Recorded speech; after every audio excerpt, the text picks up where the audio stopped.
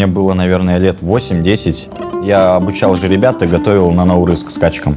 А потом, как вес набрал, так перестал этим заниматься. А вообще уже как паром занимаюсь 16 лет. Начинал в Астане, а на данный момент я выступаю за город Актау.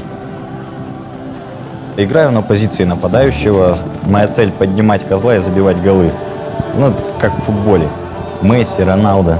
Когда выходишь и гимн Казахстана играет, то сердце стук идет.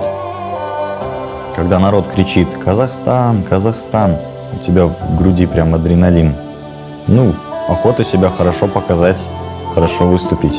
Я, наверное, как пример даю, что украинец играет в кокпар, национальный вид спорта, другим странам и другим командам.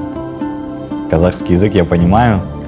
Сам, конечно, не говорю, стесняюсь. А так в игре, наоборот, большинство говорю на казахском. Там тактику или там держи того, держи этого.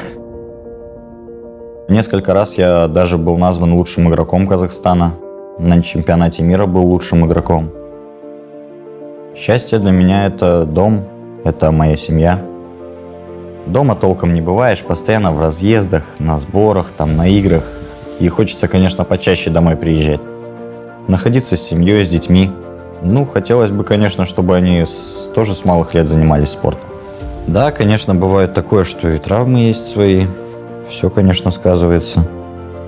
Уже думаешь, что карьера твоя закончена. Потом проходит месяц-два и снова к лошадям тянет. Когда я выхожу на арену, там, конечно, нужно выложиться на все 100%, чтобы ни себя не подвести свою команду, и, конечно же, страну.